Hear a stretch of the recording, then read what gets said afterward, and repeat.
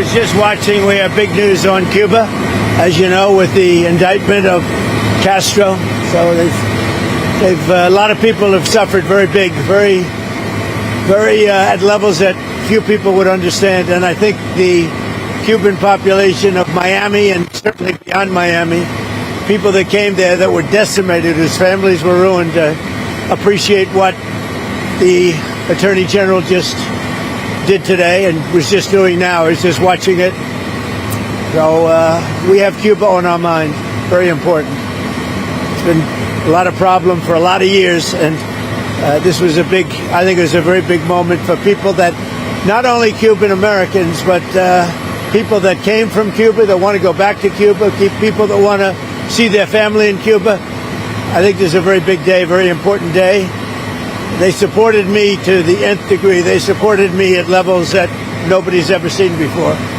And so I think it's a very important moment. Mr. President? What happened, Mr. President? Say it? What's coming next for Cuba?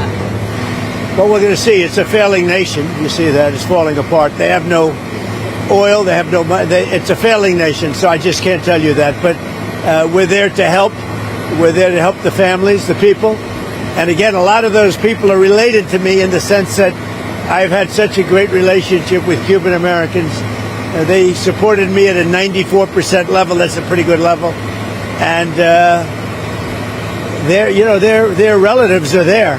So we got to, on a humanitarian basis, we're there to help. Mr. President was there last week. Yeah. Can you talk about that at all? Well, we have a lot of people there. We had CIA there. We have Marco is there. Marco's parents, as you know, were from Cuba. So we have a lot of expertise in Cuba, and it's not going to be like the biggest thing we've ever done, but I will tell you, to a lot of people, it's going to be one of the most important. They've been looking for this moment for 65 years. So we'll see what happens. But we're going to, in the meantime, we're going to have to help them out. They have no way of living. They have no food. They have no electricity. They have no energy at all. But they do have great people. There are a lot of great people. I mean, I have so many Cuban friends in Miami, mostly in Miami and Florida, and they're unbelievable people. They're unbelievable entrepreneurs, and they'd like to go back. I think hopefully they're going to want to live here, but they want to go back. Maybe they'll invest. We'll see what happens. But we're freeing up Cuba. Mr. President, how much longer do you anticipate the embargo having to be in place on Cuba? We'll see. We'll be announcing it pretty soon. Options on the table here, Mr. President. Should we expect any escalation here, or should they expect... With Cuba? Yes. No, you won't. There won't be escalation. I don't think there needs to be. Look, the place is falling apart. It's a mess, and they've sort of lost control. They've really lost control of Cuba.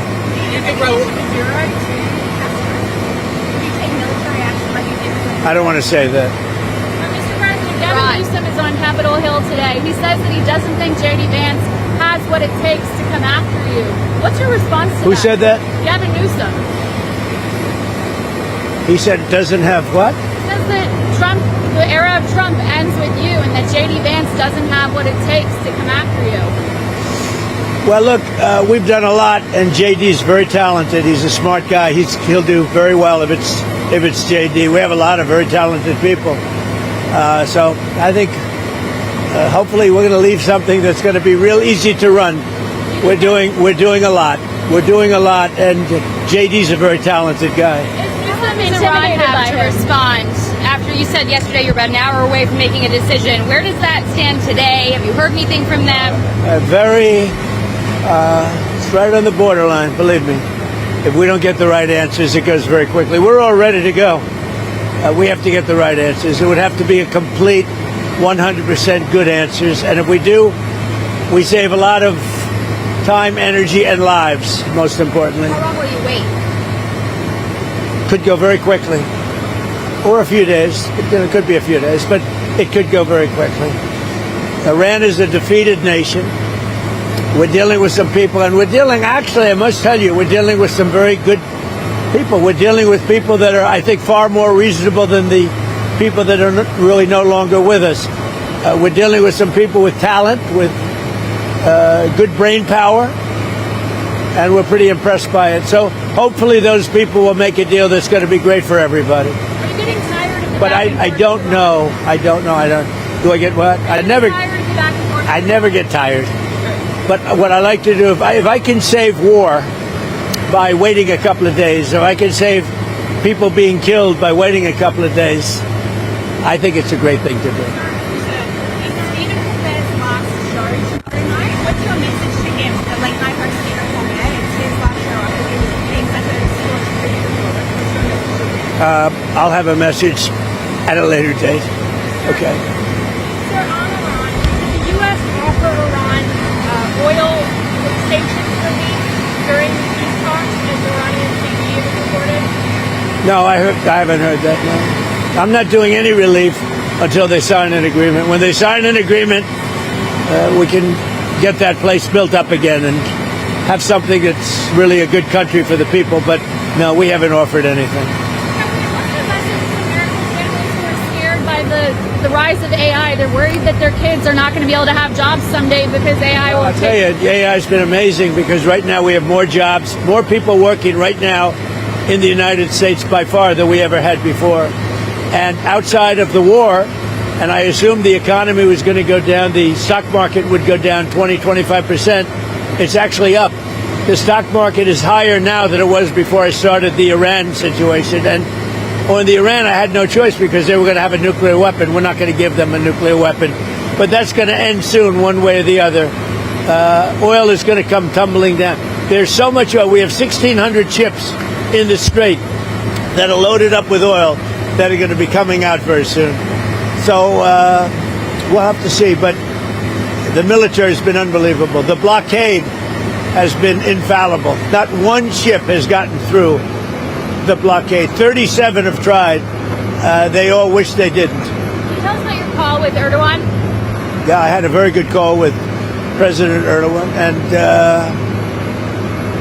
pretty standard. We have a very good relationship. Isn't it nice that I have relationships with some very tough people? He's a tough guy, and but I have a relationship with him that nobody else does. He's actually done a good job. He's been, I think very much of an ally. Some people would doubt that, but I think he's been a great ally, and his people respect him. His people respect him a lot. Mr. President, Response to people that are critical of your settlement over your IRS case about the tax now that you can't be prosecuted for tax. Yeah, well, what happened is I was suing IRS for a lot of different reasons. One of the reasons is they released my tax returns, which they're not allowed to do. Now, they showed I pay a lot of tax. I may even release my current returns because they show I pay a lot of money. But they're not supposed to do that. They were in lockboxes as president. And they released them. And a certain firm released them, which was, I guess, a private firm. But it released them to a lot of the fake news. And the fake news went, and you're just not allowed to do that. And many other things happened. So I released them from the lawsuit, and I guess they made a settlement of some kind. I wasn't involved in the settlement. I could have been involved, but I didn't choose to be. So they made a settlement. Also, the anti-weaponization of people. I mean, people were destroyed. They went to jail. Their families were ruined. They committed suicide. All the Biden administration and the Obama administration, both of them. I mean, the Obama administration started it. The Biden administration was horrible in terms of what they've done to people is incredible. And we're reimbursing those people for their legal fees and for their costs and for anybody involved. But they destroyed people. People committing I read the other day, a person committed suicide over it. They went, it was the most violent thing I've ever seen in politics, what they did. And yet if I say, let's look at this one or that one, they say weaponization. What they did in terms of weaponization will never be allowed to happen in this country again.